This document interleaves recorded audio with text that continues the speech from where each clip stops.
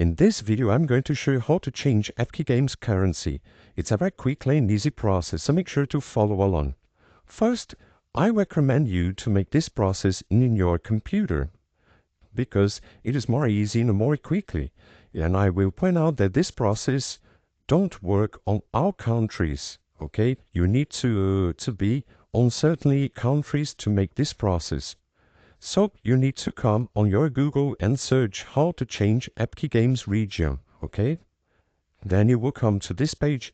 How do I change the country on my Epic Games account? Click on the official Epic Games website and you need to click right here on here, okay?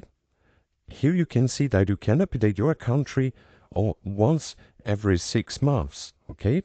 But it is not possible to update the country on your Epic Games account to certain regions.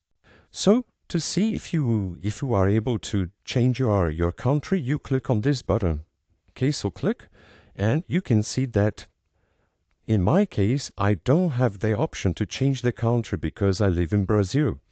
So you need to see if you have the option. So if you have the option, you just need to change by here.